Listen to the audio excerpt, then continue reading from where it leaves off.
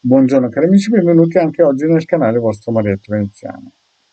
Oggi vorrei ripetere una cosa che ho già detto tempo fa, ma forse non è stata ben messa a fuoco, e cioè raccontare un po' quel periodo post-guerra l'Italia cosa ha vissuto e perché siamo arrivati, sebbene abbiamo perso la seconda guerra mondiale, la Germania e l'Italia hanno perso, e il Giappone hanno perso la seconda guerra mondiale, eppure erano dentro, nel 1990, erano dentro le prime 8 economie mondiali di tutto il globo e avevano perso la seconda guerra mondiale. Allora, nel 1940 l'esercito più forte del mondo che c'era su questo pianeta era l'esercito tedesco germanico. Era stato forgiato dal 30 in avanti da un certo Erich Himmler, un tipo che aveva studiato all'università agraria, un tipo misterico, un tipo che faceva parte di un gruppo misterico molto potente, il che creò le SS, che era quel gruppo militare paramilitare che ha dato la possibilità alla Germania di diventare in meno di 10 anni, facciamo 15, una potenza economica, sebbene aveva perso anche la prima guerra mondiale. Quindi un popolo che praticamente era stato schiavizzato in pochi anni, grazie alle intuizioni e alle conoscenze esoteriche di Heinrich Himmler e all'aiuto del Führer, no? Era diventato da un'economia distrutta a un'economia che stava guidando l'Europa. Nel 1940 tira e molla scoppia quella che chiamiamo la seconda guerra mondiale. Il duce, chiaramente, che è stato un grandissimo personaggio, un grandissimo uomo, un grandissimo combattente, no? Chiaramente aveva visto come stavano le cose e giustamente anche il duce aveva fatto grandissime cose, sebbene c'erano i Savoia in casa che erano praticamente non dico dei parassiti, non dico dei succhiasangue, ma insomma ci doveva essere un duce per far ripartire questa bellissima patria che è la nostra Italia, il Sacro Suolo Italiano. Purtroppo la guerra apparentemente l'abbiamo persa, no? E l'abbiamo persa. Quando l'abbiamo persa, però, noi avevamo un esercito fortissimo, cioè Führer aveva un esercito estremamente forte, tutto il mondo ha dovuto andargli contro e ha vinto solo perché è stato tradito. Ma come esercito era il numero uno, avevano dei carrommati, Panzer, che mi raccontava il capitano degli Alpini, a 100 metri faceva tremare di paura tutti. Di noi abbiamo avuto degli alpini che sono stati dei guerrieri eccezionali. Il popolo italiano quando entra in guerra ha dei soldati, dei militi eccezionali. Purtroppo abbiamo perso la guerra. Il problema è che questi soldati militi erano all'esterno, erano andati a combattere fuori. Chi è che era rimasto? È rimasta quella fetta di popolazione, no, che si era nascosta nei boschi e con gli alleati sono diventati tutti partigiani. Io non metto in dubbio che c'erano dei partigiani e anzi anche il capitano del Pini di Torino diceva che c'erano dei veri combattenti che però non credevano in questa cosa qua per loro ragioni ed erano partigiani. Purtroppo l'altro 60-70% dei conigli era diventato partigiano e finita la guerra ne ha fatti tutti i colori, anche ai soldati che erano andati in guerra a difendere la patria.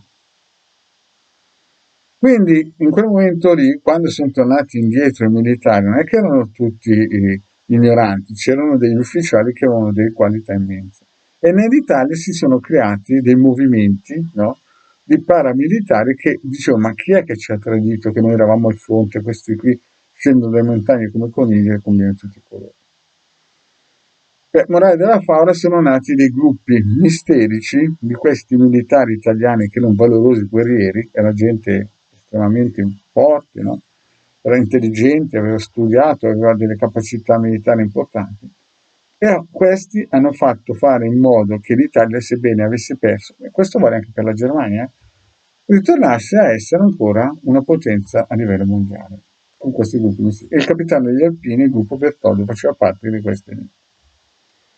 Però non è venuto giù gratis, no, perché quelli che ci hanno invaso, gli alleati che poi ci hanno praticamente colonizzato, non è che si sono tolti e hanno usato i guanti bianchi, ne hanno fatti tutti i colori con i soldati che praticamente erano andati a combattere ed erano ritornati. Questo bisogna dirlo, no?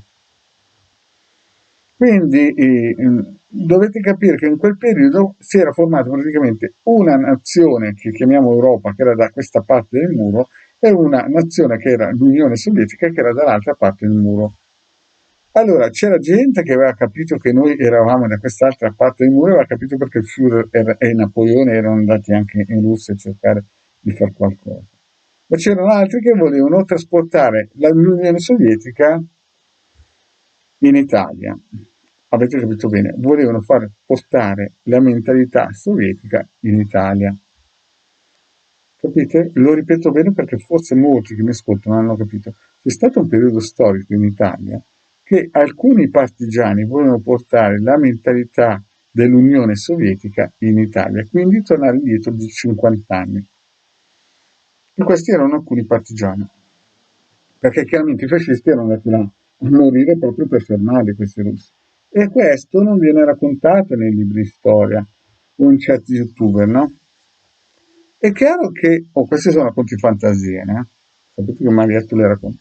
Quindi è chiaro che in quel momento storico, sto parlando degli anni di piombo, degli anni del 1980, degli anni del Mostro di Firenze, degli anni dell'Icmesa, degli anni di Seveso, no? Degli anni del vino del metanolo, è successo qualcosa in Italia sottoterra, no? Che la gente non poteva vedere perché in quel momento c'era il boom economico, c'era il benessere, ma qualcuno ha dovuto togliersi i guanti bianchi perché in Italia si erano incarnati personaggi che volevano far trasportare Mosca, tra virgolette, o la mentalità sovietica e creare dei campi di concentramento in Italia. Ed era gente che aveva il passaporto italiano perché pensava che quelli dall'altra parte del muro stessero meglio di noi e loro volevano portare le nostre idee italiane.